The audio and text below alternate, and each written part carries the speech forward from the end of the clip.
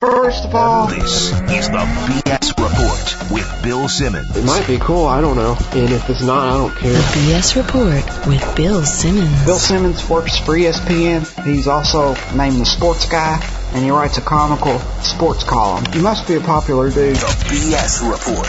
It's got a real dirty sound, like a rusty steak knife cutting through a well-aged steak. Now. Here's Bill Simmons.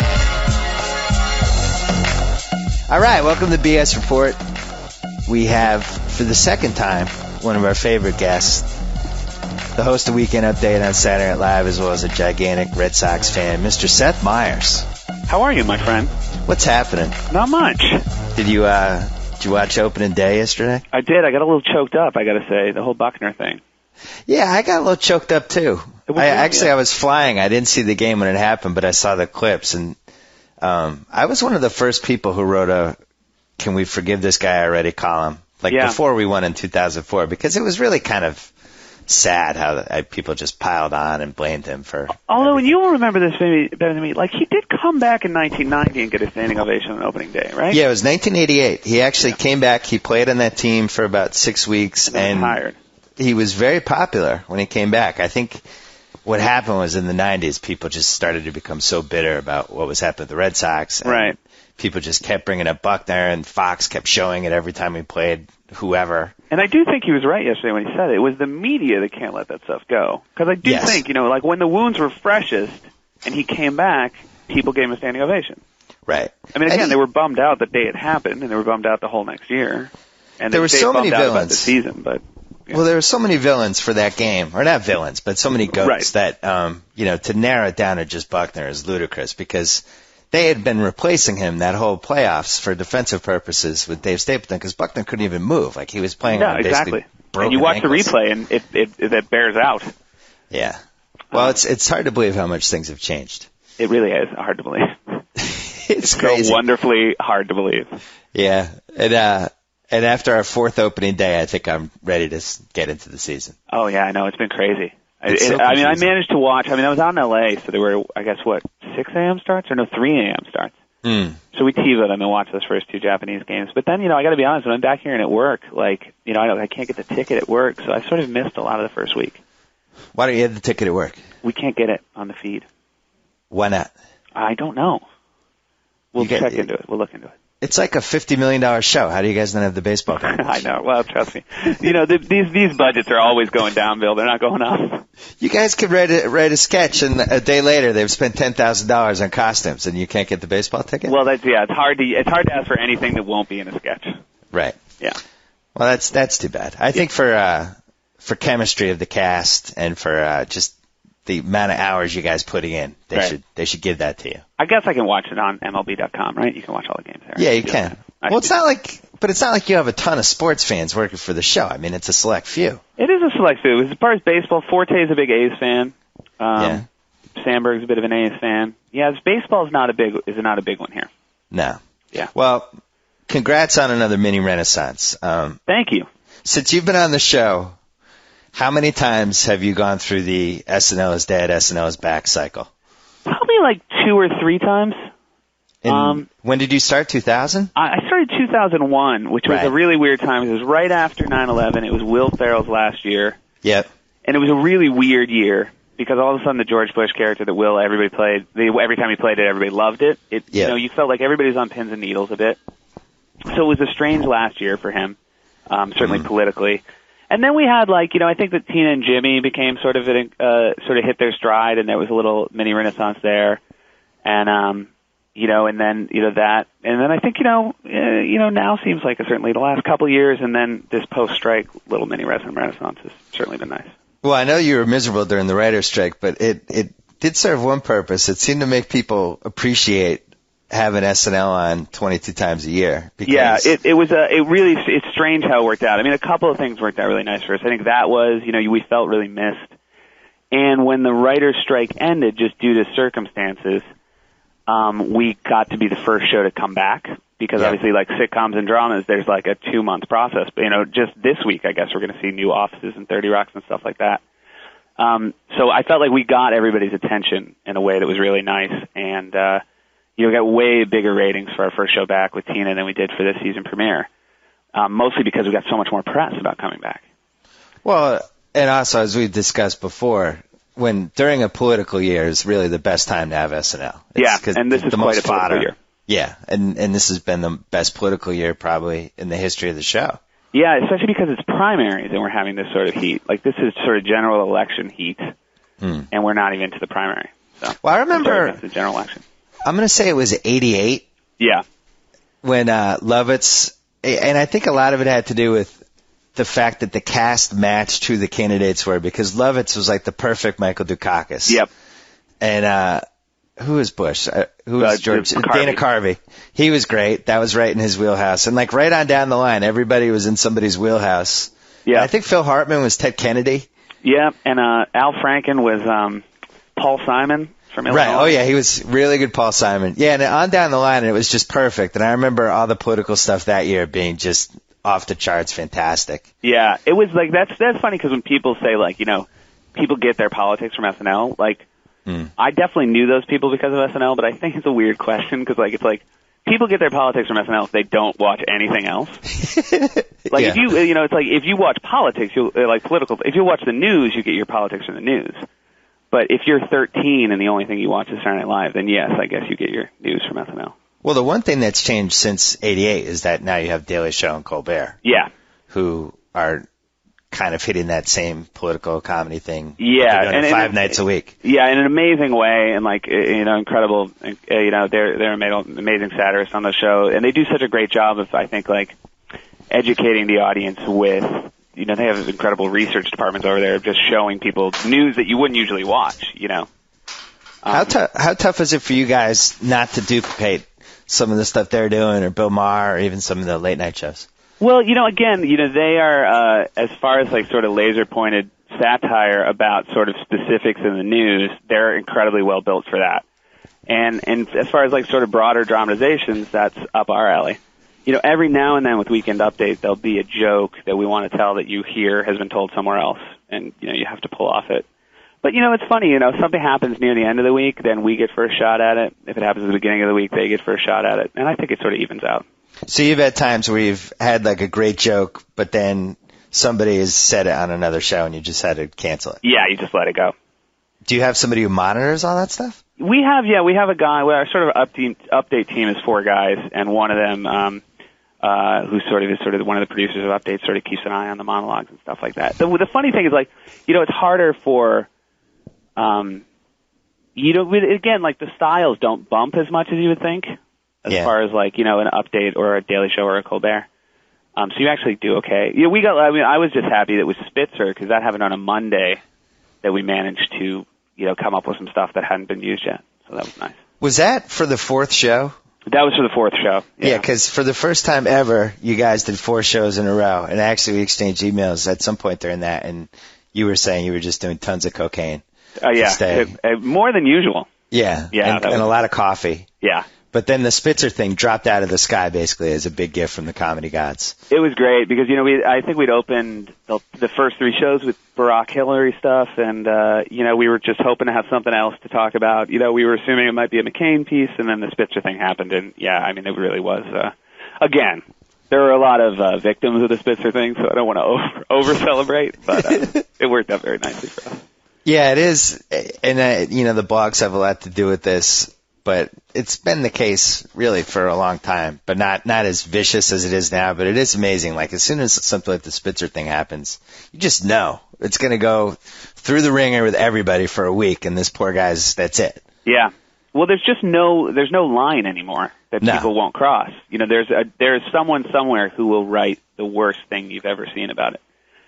But there's a line for you guys. Yeah, no, there's a line for us. But I think just in sort of the new realm of sort of like the internet and stuff, there are every inch is covered, sort of offensive or not. It's the ripping everyone to shreds era. Yeah, it really is. It is. I don't know if it's a good era. But no, it's I don't definitely think so. Interesting. But I sort of believe I kind of feel like the market will correct itself. I hope it's not wishful thinking, but it probably is wishful thinking. Well, I do think it's interesting that they spend so much time at the FCC, and they showed the side of somebody's butt on NYPD Blue, and they have all the. And meanwhile, I could go on Google and Google, any naked image I want. Nobody cares. Yeah, we were talking about just how, like, in our era, you and I are about the same age. Like, you learn sort of like all your like finding pornography was like how you learned problem solving. And like nowadays, like any kid with a computer can just find it no problem. And, there's no Google search on or off that a kid doesn't know how to fix. No, and nobody seems to care. No, for whatever reason. Right. Hey, speaking of update, you could barely contain your glee as you told the last Roger Clemens joke. I know. Like you literally almost had a creative orgasm before you started telling it. I enjoyed that. Yeah, I enjoyed it too. It was one of those jokes that I have to say it didn't play super great at dress, but I really felt strongly about telling it. So that was my glee, was sort of like knowing that I had made my own bed. You had Walken on last week. Yes. Who's really the only host who can get away with openly reading the cue cards for the entire time, but it's still really funny. Yeah. I don't know when he officially gave up on memorizing the lines, but for some reason he can read the cue cards and it still works. Now here's an interesting thing, and I don't even know if you'll believe me. He prepares more than almost any other host we have. Really? On Wednesday we pick the scenes, and on Thursday everything is comprehensively rewritten. But on Wednesday night he brings home the sketches we pick. I don't see anybody else do that. But he just sits there with a stack of scripts and he makes two piles, and then he takes them home and he starts working on them. Sort of right away. And I think a lot of his cue card stuff is a choice because his deliveries, I think people assume are random, what he emphasizes, but they're the same all the time. Like, he picks a way to do it and sticks to it. Like, he really rehearses quite a bit.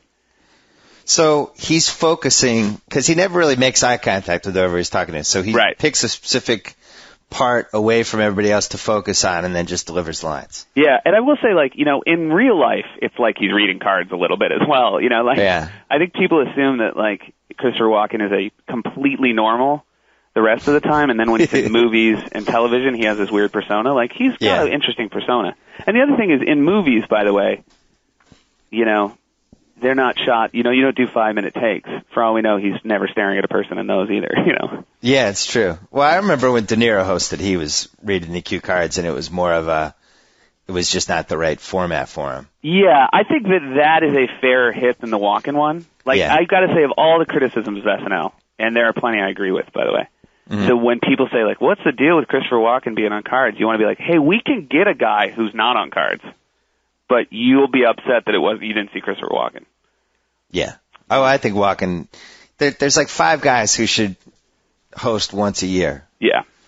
And he's in the 5. And I think Baldwin's in there. And Tom Hanks, who, is a little too successful and popular to maybe get back every year, but you can get it back every once in a while. And then, who would be the other 3? Would you add Timberlake yet? I think I would. Yeah. I would. Of a guy that I've had, he would be another guy that I'd have every year. I actually would have put Gwyneth Paltrow in there, and she's only hosted like once, but I thought she was absolutely brilliant. But I think she did twice, because she did once before. She did twice? Yeah. I loved Affleck. Yeah. And we only had Damon once, and it was a season premiere, and I think I've always said, like, those are a really tough show, but he's also just too famous and busy. In a good way. I don't think he's I think he'd love to do it again, but he was great. I would love to have him back. Well, and he was brilliant in the Sarah video. Yeah. And I don't think people realize how hard it is to just show up on a set. Right. And be kind of the straight man for that piece, but also be funny. Like, I just thought he was amazing in that. I actually thought he was, the piece went on, he was even less straight man than I thought he was going to be when it started. Right. Like, his enthusiasm in that thing was so incredible that was where the joy came. You guys created the first one of those, the word I can't say, the Richard Nixon euphemism for Richard in the box. Well, I think Lazy Sunday beat that by a year, because that was... Oh, yeah, you're right. You're right. Dick in the Box was the biggest one, though. Yeah.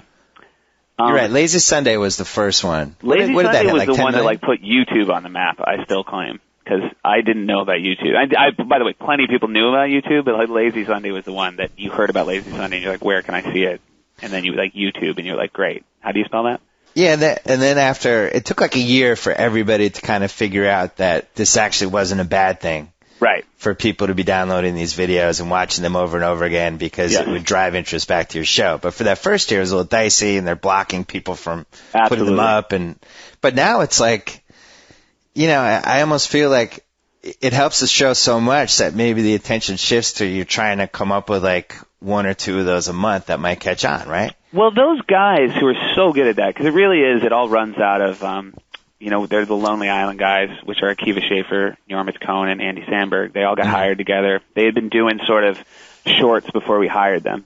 Mm-hmm. And then we hired them, and sort of for the first, 5 or 6 shows, they were sort of going through what every sort of new person goes here, sort of grinding it out, not meeting with a lot of success.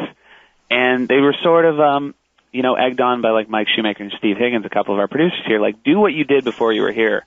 And they went out and started shooting those shorts. And now they sort of, they try to do about one a week. And those really, they have the perfect time length, the perfect packaging for the Internet. Yeah. And they just have a nice viral thing. And again, you just remember, what's one of the hard things about being live and one of the better things about shooting them is they're edited so well. You never miss a joke on stuff that you shoot ahead of time. Has anyone explained how the Internet works to Lorne Michaels yet, or is he still trying to figure it out? He knows how it works. I got to give it up to NBC. You mentioned it, and one of the things, Hulu is amazing. Yeah. And I will say that I was when our stuff came off iTunes, I was upset. When they blocked YouTube, I was upset. But I have to say, as a website goes, you feel like NBC at least seems to have sort of figured out how this is going to work. And how much is on Hulu? I haven't checked. I know they keep adding stuff every day. It's the same way that they did the iTunes, which is they sort of pick 5 things to show. But they're getting the right 5. And, from Walken, it was like the Family Reunion, the Googly Eyes, Laser Cats, the Surprise Party, stuff like that. The Family Reunion. Who was everybody on the cast basically in that one? Everybody but Casey. We took Casey out as just for a time thing. The new girl. The new girl, yeah. She gets shunned because she's the new girl. It is every now and then you got to do a little hazing, but she had a perfectly fine lady walk-in. Was it I assume that was one of the most fun sketches that you guys have done in a while because everybody wants so badly to do a good walk-in that they're just doing it nonstop. It was an absolute delight. It was really fun. And the other great thing is, if you notice, Christopher Walken is doing other people's versions of Walken in that scene. That's why he's so great. He kind of upped his Walken. Interesting. And took more pauses, and it was just a great comedy choice because, again, he is a pro and he wants things to go well. But I have to say, Amy Poehler's little girl Walken was one of great joys to watch. That was probably the best one. I also pictured Jay Moore watching it at home and just punching himself in the face over and over again. I can't imagine he was very happy. I can't believe we never came up with that idea before. That is the shocker to me, that it was the 7th time out. Well, here's what upsets me. I assume that, and I know from working on Jimmy's show, the behind-the-scenes stuff sometimes is even funnier than what actually comes out in the show. And I just feel like if you guys had cameras there, as this idea is hatched, and then everybody starts doing walk-ins and they're practicing, that really could have been its own half-hour reality show. Yeah, no, I cannot argue with that. The great joy too, because Forte in the end, we made him the waiter at the beginning, because on Tuesday night we were writing it, his walk-in was so terrible that we wrote him as a walk-in brother who'd had a head injury. But then, because Forte is also we had asked him cold. As the week went on, his walk-in got to be as good as everyone else's, so we had to just switch him to a waiter because it didn't make sense anymore. But that was the joy, is we just called him on speakerphone and at just point blank asked him to start doing walk-in, and it's like when a comedian can't do walk-in, it's the funniest thing you've ever heard. See, you can't believe it. I would have loved to have seen that. You guys actually, when Entertainment Weekly did the big spread about you, which congrats on that, by the way. Thank you very much. It's always nice to see your own face in a giant fashion on a newsstand. It was basically you and Amy Poehler's heads covering the whole magazine. I thought that was interesting. No, that was exciting, yeah. But on their website, they had a behind the scenes kind of the photo shoot or something for 3 minutes. It was really funny, and it made me wish that there was more stuff like that with the show. I agree. I can't argue with it. I think it's a good idea, and I will let you take credit if I can convince anybody here to do it. Nah, they won't. They might. Your offices are so small. But, you think NBC.com, Right. They just episodes aren't going to drive people there. You need content that people feel like they aren't getting, and it would just seem like it would be natural to have some guy with a camera just walking around taping people. Yeah, I mean, it's the real thing is you would have to shoot, 2 hours of people writing a sketch to edit it to 5 minutes, and then if the sketch got on TV, then you put it on, The real reason is all the cocaine use. That's why you don't want the camera. Right. There's just like all these blurry white piles. They've just like poorly blurred. Your desk is like Tony Montana's desk, just like this big mountain. Yes, and I always know Shove your face in exactly it. how much is there. Hey, Tina Fey leaves to do 30 Rock. Yes. Becomes a massive success. Yes. Amy Poehler becomes the most prolific person on the show. I mean, Yes. she's in every sketch and she's a Weekend Update.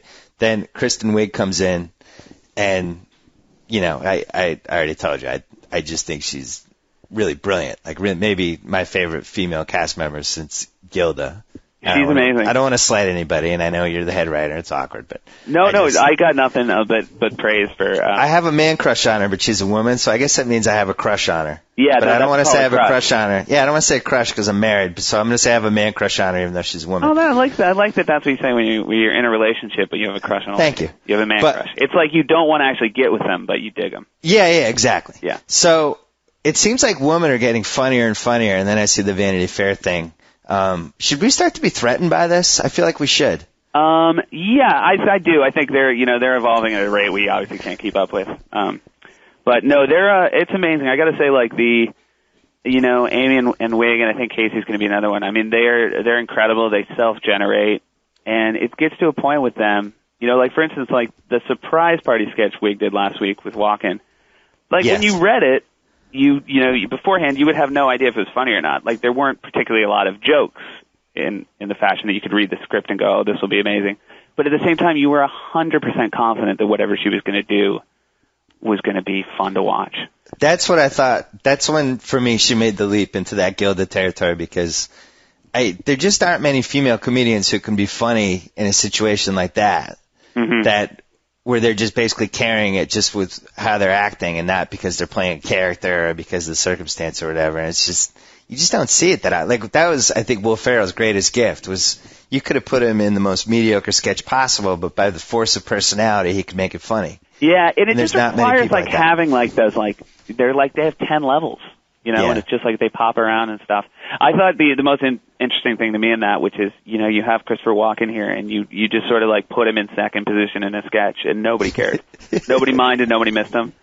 Although I will also say that's what's great about Walken is you could have done that sketch with any host, but it was better because Walken was the dad. Yeah, I agree with that. I'm threatened by this female thing, because when we were growing up, it was like, the female comedians, it was Margaret Cho. Right. It was like that kind of level of comedian, and they would always they'd complain that women didn't get enough respect, but then they'd all tell the same 5 jokes about menstrual cycles and how the guys and having sex with guys. And there was nothing interesting about it. And now we've reached a level where the women not only are on par with the men, but you can make the case like they're even doing a little bit better in some cases. I think it's a tricky thing to talk about, but I know like our women have testosterone is not the right way to say it, but they sort of have alpha personalities, which is like you wouldn't catch any of them complaining about their situation. And they're just incredibly hard workers and obviously incredibly talented. And also like they're awesome hot ladies who are super funny. Like you kind of can't beat it. It turns out there is something that guys like more than funny guys, which is, ladies like that. So. Well, I remember when Garofalo kind of hit it a little bit in the early 90s. Like at first on the Ben Stiller show, then she was in Reality Bites, she was on Larry Sanders. She was kind of the forerunner for what's happening now. Yeah. And then she went on SNL, and it was just, the show was just built differently. It was built all around the alpha males, and she had trouble fitting in, and she was miserable, and she ended up quitting before like her first season ended. And I feel like if she was coming along now, maybe she flourishes, and her career is totally different. Like she basically came along 10 years too early. Yeah. And I think there was a lot of structural damage on the show back then. And again, I wasn't here. That's all secondhand. But the other thing is like, the guys here are all the biggest fan of the women and what they do. There's no, and again, we don't. And I think correctly people always talk about how strong the women on our show are, but sort of here there's just more like we've got a great cast. What do you think is the dynamic behind a woman succeeding on SNL but then not being able to succeed afterwards? I don't know. That's a really tricky situation. I guess it's more about like who buys movie tickets. I think is like that's the only thing I think it is, which is I think guys convince their girlfriends to go to movies more than girlfriends convince their guys to go to movies. So this movie that's coming out with Tina Fey and Amy Poehler, what's it called? Like Baby Talk? Baby Mama. Like that? Baby Mama. Yeah. Really will be an interesting test case to see how far this has gone. Yeah, because again, those are two of the sort of again, for lack of a better word, like the ballsiest female comedians you're going to see. Mm-hmm. Like, I don't think that you think, like, if you're, as a guy, you can't possibly think, like, oh, this will only be for, feminine tastes. Right. So, my hope is that, if there are 2 movies a year that, a girl and guy go to see together, that this will be the one. Because if this was 5 years ago and Will Ferrell had left the show 2 years before, and then he had a movie coming out, and it was with Jimmy Fallon as the sidekick, it would have made $100 million. Right. And this movie is basically the exact same situation with 2 females. Yep. And Tina Fey, I think you could say, has had almost you could say as much success as Ferrell did the first 2 years. Right. After he left the show. And now she has this movie coming out. And if it doesn't do well, that will make me wonder, like, all right, is this female comedian thing really taken off yet or not? Is it still a niche thing? And again, I do think that you, as a female comedian, I think the onus is really on you to write your own scripts. I don't think there's a lot of great, until it's proven otherwise, I don't think there's a lot of great scripts floating around for comedy ladies. And that's why this one has a shot, is you have 2 women are so good at generating their own material. Right. Well, how does Tina Fey pump out all this stuff and have a kid? I think she's one of the hardest workers I've ever met. I mean, and I hate to simplify it like that, but does she sleep? I don't know. I can't technically say I've ever seen her sleeping. So, but I would have to assume at least a little bit. The bottom line is I'm just a failure. Like I write 2 columns in a week and I'm like drained for like 5 days. Yeah. And meanwhile Tina Fey like writes 20-30 rock scripts and then on the side writes a movie. Yeah. And then comes and hosts SNL in the middle of this. Right. Well, the movie was written by somebody else, and then Amy and Tina did a rewrite together. So there's a little bit, you can feel a little bit better about yourself. And I'm only telling you this because I've already done it to feel better about myself. Were you in the movie? I was not in the movie, no. Oh, why don't they like you? I'm a terrible actor. I don't know if you noticed that. So. Hey, would you say you're a terrible actor? No, I would not say I'm a terrible actor, no. I would say I'm not. Mediocre? Capable. Capable, I like that. Yeah, I'll go with capable, yeah. I like that. So what the hell did you do during the writer's strike? We got out on the picket lines. It was a nice way to see everybody. And, I really didn't do much. I watched so many Law and Orders on TNT during the afternoon.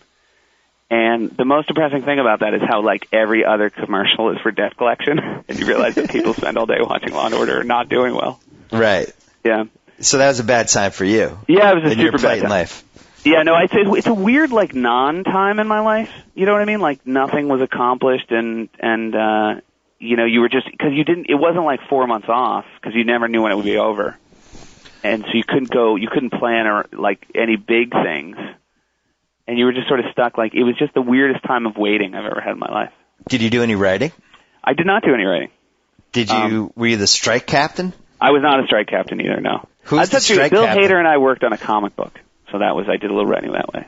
Oh, that's good. Yeah. So you look back and it's just 4 months of picketing and waiting and watching Law and Order. Yeah, there's not a lot of cheerfulness to it. And, so I'm glad it's over. And again, I'm obviously like, if anything, I didn't really need it, but it certainly made, I think, everybody here appreciate our job even that much more and realize how lucky we are to have a writing job. How long did that last? About 10 days? No, I would think it was like that. We came back Monday. It was that first Tuesday night writing night where you had to like realize that, oh yeah, we have to do this again. So. Oh crap, we got to do 4 shows in the next 4 weeks. But I will say, like, you realize that 4 shows in a row is hard if the shows aren't going well. But if it's like if you're on a winning streak, you don't mind going to the stadium. So. The one thing I did notice since you guys came back is you've done more TV stuff. And I have a feeling it was because all the writers were just home watching TV, and maybe, the way your life is constructed. Right. You're in the office all the time, and you have that weird schedule where they make you stay up till 6 a.m. every night. Yeah, no, we did a lot of like reality stuff. Yeah. But it was obvious. Yeah, it was obvious that nobody had ever been sucked in. It does amaze me though that you have not done the Hills parody yet. I got it because we talked about this, and it amazes me too. And I've admitted to you, I don't know anything about that show. I think you should assign somebody to watch it for a week. Yeah. The other thing is, it somehow gained strength, even though it's gotten worse. Like, I think it's on the cover of Us Weekly now every week. They just put Heidi on. It's crazy. That is, I will say, I picked up an Us Weekly the other day, and I was like, I don't know anybody on the cover of this magazine. I'm an old man. No, it was like 3 different boxes, and I was like, I don't know any of these people. So it was like an American Idol person, and then, Heidi and Spencer, and then, I don't know, somebody else. Is it Heidi and Spencer? That's their names, right? Heidi and Spencer, yes. Yeah. Yes. And I'm telling you, all you'd have to do is have one actress play Heidi with a frozen face, and then just put a blonde wig on Spencer, and you're good to go. Whatever happens, people are going to laugh. Okay, I like it. The 4 weeks in a row thing. Yes. Why did that happen? Because you did 4 weeks in a row, but then you took like 2 weeks off. Why not just do 3 weeks and then come back in a week? It's mostly just because we mostly came back and picked up our schedule where it was already scheduled. Yeah. And the only thing, we were supposed to do 3 in a row. Or no, we were supposed to do 1 with a week off and then do 2 more. And NBC gave us that. The 1 off week in the middle they gave to us. Yeah. So we did that. And then, again, it was great to do those 4 in a row because it was such a momentum builder for us. So how many do you have left? We have 3 left. And that's it. And who are the hosts? We've got Kutcher this week. Mm-hmm. Then we have a crazy 3-week break, which is really unfortunate because 3 weeks. We'll lose all momentum. That's a terrible idea. Yeah, it's a terrible idea. And then we'll come back, and I think Shia LaBeouf and Steve Carell, but I don't quite know the order. Huh. But I thought Shia LaBeouf was good. I was really good, and I think the other thing is I think way more people know who he is now than last year. Because that was right before Transformers, so he'd done it. A lot of people, everybody who knew him liked him. But that'll be really good. And Carell was another guy who did a season premiere, so I'm really happy to get him back for a non-season premiere. You are catching Shia LaBeouf at a different time than the last time you caught him, and it could be that old Hollywood stereotype where the first time he comes, he's the wide-eyed kid who loves being there, and it's like a dream come true. And then the second time he comes in, he's ordering people around. Don't you know I'm in Indiana Jones? Yeah, exactly. Get me a coffee. And so you could have that happen. That kind of happened with Lindsay Lohan, right? The 3 times we had Lindsay Lohan were Be honest. The crazy. It was like it could have covered 15 years. Right. And she's been a great host on the show. The first time she was on, she was fantastic. Yeah. Seth had some great sketches in that show. And then either the second or third time she came on and she was like bone thin. Yeah. Yeah, and it's and that's really by the way, the audience notices when people are unhealthy, and it's harder to laugh at stuff like that. But yeah, I really you don't want to talk about it. No, I just hope I believe that one day we're going to have her back and we're going to have a show like the first one. That's what about Britney Spears? I only had her once on the show, and it was she was one of those just incredibly efficient and professional people that had just grown up in showbiz. Mm-hmm. Which is the sort of her, Christina Aguilera, Justin Timberlake, all they know is hard work in showbiz. Right. And that was my first or second year, so it was well before any of this sort of current malaise. And Paris Hilton's like that too, because all she knows is hard work. All she knows is hard work, yeah. Was she the worst host you've had of the decade? She was I think she, as far as the skills you need to be a good host, she had the fewest of those tools. Oh, that's a nice way of saying it. Yeah, and I also did not get the sense that she, for her, it was any different than any other night. You know what I mean? It wasn't. I don't know if it stands out in her memory of the night, or if she remembers it at all. Oh yeah. You don't think she had a sense of the Belushi era and the Aykroyd era, all those eras? Right. Yeah. She was just walking down the halls, being like, "Bill Murray walked these halls." Yeah. She's probably like, "Where's the coffee machine?" Yeah. I don't think she knows how a coffee machine. The last time you were on the podcast, I tried to get you to do a Dane Cook sketch, which then happened. Right. And then I think people thought that you did my sketch when the reality was at the same time that we did the podcast, somebody else had pitched a Right, sketch. and I panicked, and you did a very nice job. You defended us, because as soon as those guys told me they were thinking about it, I knew how it would shake out. Right. Well, I mean, it's not like it was a bad thing. No, I just, I was very gracious of you to defend us on that. Yeah, I was happy that you did it, and I know you had to hold back a little because he's a potential host, but I thought, I thought for what it was, I thought I was satisfied afterwards. Good. And who knows? Maybe you're right. Maybe we should have pushed it a little farther. All right, I have a couple ideas. Okay, great. Because I don't want to say I'm one for one, but in the same podcast when I pitched an idea, it organically happened on its own. So I feel like I'm not going to take credit for that. But your biggest issue is, like, I'm just warning you, it's got to be good for like May 10th, because writing night's over. So I mean, for 3 weeks from now. Yeah. So I'm just warning you, these can't be two of the moment, Bill. All right. Well, they're doing this 90210 remake. Right.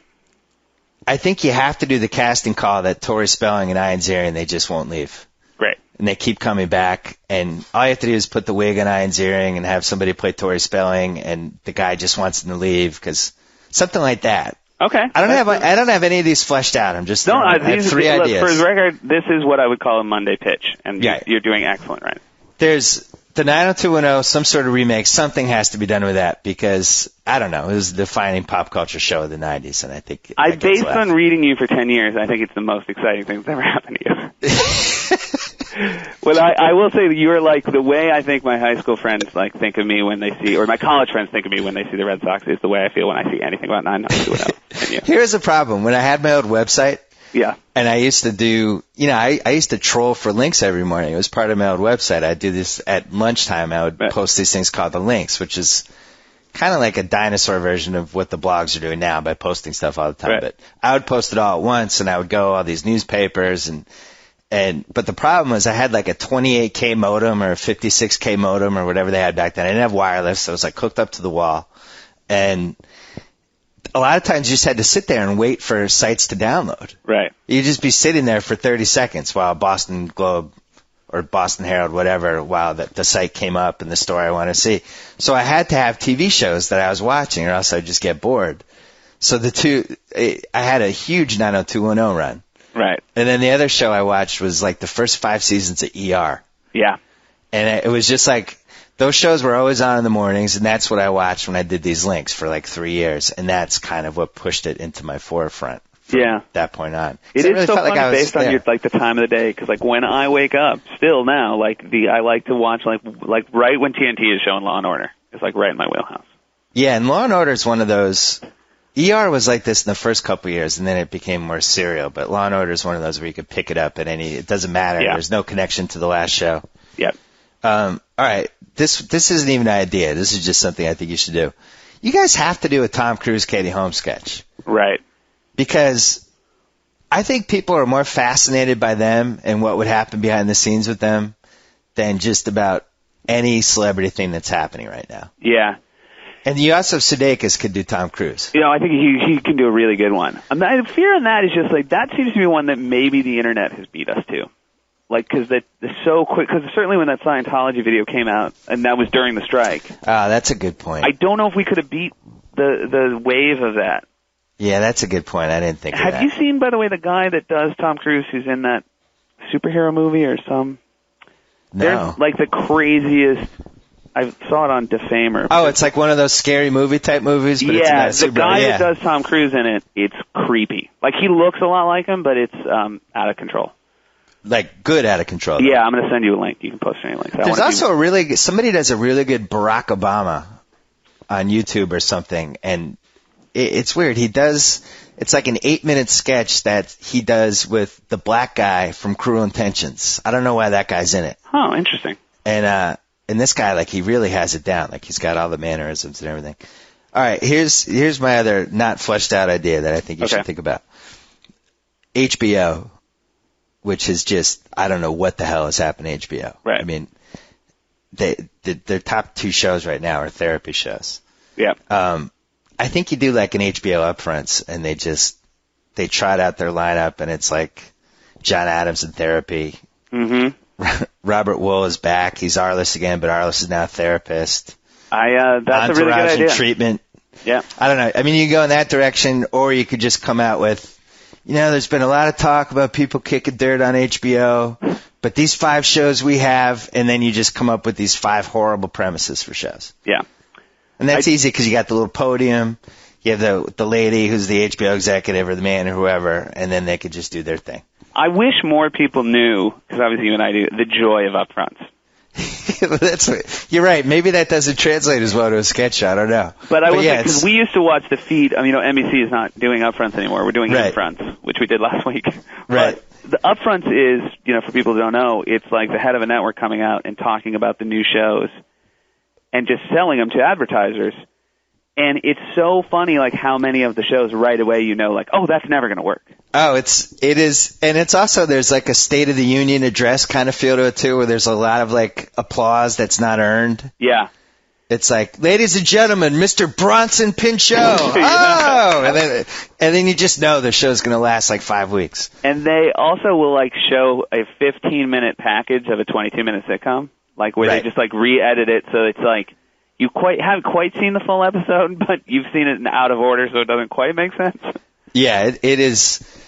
It's absolutely amazing. The one time they had the upfronts when I was working at Jimmy's show, they made him fly back for it, and so we got the live feed. And it was the only time I've ever seen it before or since, and we were like transfixed. None of us worked. Yeah. We were just watching like these people being trotted, like these stars being awkwardly trotted. They don't even like speak. No, they're trotted out like cattle. It is a reminder because it's like it is show business as just straight business. Right. Because it's the advertisers, and it is, by the way, who I have nothing but like they pay my bills. Right. But it is really like it is. I mean, it is like you can't take your eyes off it. And we used to watch it. It's really heartbreaking that NBC doesn't do them anymore. Well, the other thing is they spend like what is it, like $10 million? Yeah, they're crazy. Like it's like putting on the Emmy Awards or something. And they have all the networks every day. So like if you're an advertiser from like Ford, you come in and you go to these like things every day. You go to a show, and every night there's a network party. That's one of the things that worried me about the writer's strike, and I'm not going to argue about the merits of whether it worked or not. Right. But when you guys gave, like it or not, the strike gave Hollywood enough time to reflect on things like, hey, maybe it's a bad idea to spend $10 million on these upfronts for no real reason. Right. And that's what worried me about the strike, is that you never want to give a business that they're just throwing money hand over fist and handing out development deals and all this stuff. You never want to give people time to step back and wonder. Right. So that was my one concern with it. Well, I know, but I think my argument is like I think it's good when the market corrects itself, and I think it's been a bad business model for a long time. Right. And so I actually think for the future, it's good when the sort of the business you work in sort of self-corrects, because otherwise it dies. Right. So, and again, like I understand, like I think that this is something that absolutely they use the writer's strike to make some changes. Mm-hmm. But I think they were kind of necessary changes. I don't think you can, because again, I can't go like, no, how could you not spend $10 million on the upfronts? Again, like I think that, as a capitalist, I think it's good when they go, well, hold on, like the TV is still important and we got to try to find a way to save it. And I think one of the things we need to do is figure out how to do it with a better business model. All right, well, think about an HBO upfront sketch. I do, and again, Deadwood Therapy, right there. Deadwood Therapy. I didn't even think of that one. It's good. It's good times. You haven't seen that In Therapy, the one with Gabriel Byrne's show, have you? No, some people here watch it. It sounds. Oh no, are any of them men? No, I will tell you that they're not. I'm telling you, this show needs to be stopped. I might make it one of my causes. Yeah. It's bad enough to be psychoanalyzed by my wife, but to have her watch other people be psychoanalyzed and then try to draw comparisons to them and me, I think that's like 5 levels worse. Now, what do you think of John Adams? Are you watching that? I jumped out, and then I kind of I kind of got sucked back in though in episode 3 because I was so fascinated by the guy who played George Washington, who was also the guy who was raped in St. Elsewhere. Who I've always been rooting for ever since he got raped, even though he didn't really get raped. Right. And just the whole like George Washington John Adams dynamic, I kind of got pulled back in, and now I'm in. I've watched episode 3 and episode 4. I feel the same way about David Morris, by the way, and now he plays a ton of bad guys, and I always feel a little ripped off.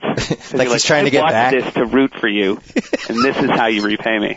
That's true. He's kind of become the new John Voight. Yeah, he's a creep. 10 straight bad guys. I really like John Adams. I like the guy who plays Thomas Jefferson is the one who really delights me. Yeah, it's really good, and I really feel like if it had been not Giamatti and some guy that we didn't even know who it was playing John Adams, I think maybe it catches on a little more. It was one of those rare cases where they paid money for the big-name actor, but it wasn't necessarily a good thing. Yeah, he is. He was another guy that he hosted here, and he was just such a joy to be around. Yeah, it was a good show, I remember. Yeah, and crazy, just crazy high strung. Well, the other thing is, this is a little bit like Ray Liotta playing Shoeless Joe Jackson. Ray Liotta, I'm sorry. Right. But John Adams was like famously obese. Yeah. And Paul Giamatti's like, 5'8", 170 pounds or whatever. Right. Like, I feel like if I was a fat dramatic actor, I'd be totally pissed off about this. Well, it's like the Ugly Betty thing when you actually see the girl who plays Ugly Betty get an award. Oh, is she? Yeah, you're right. She's kind of attractive. And you're like, it's a show that teaches you that ugly girls can succeed. Not on ours, particularly, but you get the message. Well, I feel like if you're a fat actor and they cast Giamatti for John Adams, it's like if Spike Lee had cast, I don't know, Bill Murray as Malcolm X. Like, right. Yeah. It's got to go to a black actor if it's Malcolm X, and it's got to go to a fat guy if it's John Adams. So I just had a real problem with that, but I'm glad we could talk this out. Hey, I got to let you go because you have to work. I'm off to read through. So thanks. Yeah, buddy. You got to go. I feel like now I'm wait, who am I now? Now I'm Elway, right? Now I've been on twice. You get your second ring. Yeah, you get your second ring. One last question though. Yes. Because I know you enjoy the Johnny, Are You Worried Yet segment. Yes. Seth, are you worried yet about the Red Sox season? Yeah. I'm not quite in the hyper confidence that I would. I'm at a 3. At a 3, interesting. I'm a 3 worried. Does that make sense? So you're 3 out of 10 worried. Yeah. Yeah, that makes sense. I'm a 3. I'm less because I fully expected the Japan trip to screw them up for like 4 weeks. Right. So I am not. I'll worry if it's May 15th and they still kind of look like this. The Beckett thing does scare me a little. That's what it is. It's like one injury to a pitcher, pretty much on any team in the American League. I'll tell you another thing, and I hesitate to even bring this up, but Big Papi. Yeah. And they broke him down on Baseball Tonight last night, and he really is upright. And when he's in one of those grooves, he crouches, and he just looks like that. He has that cobra ready to pounce on somebody. Look to him, and he's very upright yesterday. Like even that home run he hit, that ended up not being a home run yesterday because he was kind of upright. Yeah. I don't know. It worries me. I feel like, remember when Mo Vaughn just immediately lost it? Yeah. No, it was. I remember that. We both noticed a little bit earlier than the Angels, right? Yes. Yeah. Yes. And the consensus was when Mo left was like, great guy, loved having him, great time to cut the cord. Yeah. Which is how, I think he had one decent season with the Angels and that was it. But yeah. I do worry with Big Papi and these guys who have these gigantic bodies that you just don't age well when you're built like that. Yeah, well, I think Drew's going to have a big year though, so. Interesting. Yeah. You and Scott Boras, I think, are the only two people that are well, he sent me one of those huge binders. So. All right, I'll let you on and I'll let you go, and we'll come back. Hopefully, somewhere during the Red Sox season. You're not going to disappear, are you? No, absolutely not. And we're coming back in the fall. We're starting early, and we're doing some primetime shows in the fall on NBC. So. Oh yeah, that was my idea. I know you got that one as well. Although nobody gave me credit for that. But I suggested that like 5 years ago when they were doing those supersized shows, and I was like, why don't they just move Weekend Update to Thursdays? Yeah. But we'll talk before that. Let's do that. So you're doing 4? We're doing 4 of those. Yeah, we're doing 4 Thursdays, and we're starting early. We're starting like September 4th this year or something. So. But then you come back on Weekend Update too? We're going to do Weekend Update Thursday and Saturday. Yeah. Oh my God. Well, we'll get the cocaine ready for you. Thank you, buddy. All right, we'll talk to you later. All right, bye. So I get the sign off. Whoa. Thank you for downloading the BS Report with Bill Simmons. Too much fun. Check out more podcasts at the iTunes Music Store or at Pod Center at ESPNradio.com. Peace out.